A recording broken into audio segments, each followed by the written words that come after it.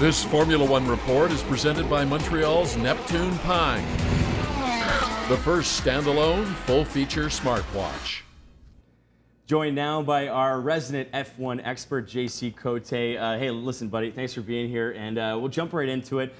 This race this weekend jumps to Austin, Texas. That's it's right. the only F1 race in the United States. Yep. But the big news was last week, kind of into last weekend, two teams have been lost from the sport. What happened there? It's cost overruns. I mean, there are two bottom-tier teams, Marussia and Caterham, and they've been struggling for a very long time now.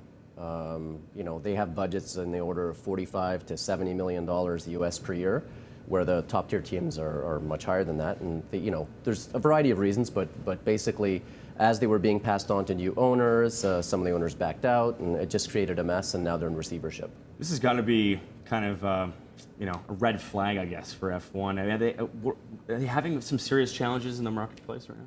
They are, because I mean, the top tier teams are spending so much money. They're getting money from sponsorship because you know they win.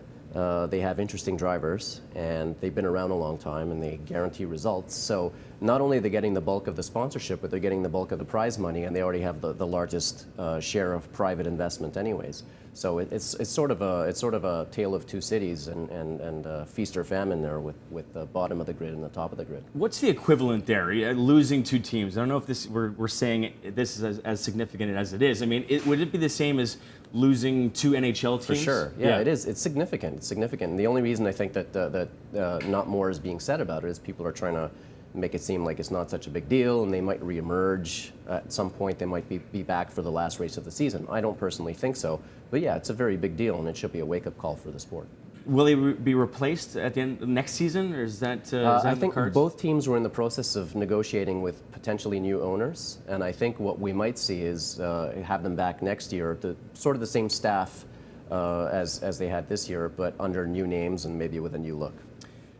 How much money does it cost? I mean, that's what it always comes down to with F1. It costs a lot of dough to have a team, especially a top-tier team. How much money does it cost, and where does that money even come from? Right. So the top teams like Mercedes and Ferrari are spending on the order of $550 to $650 million a year. Wow. Just to put the two cars on the grid.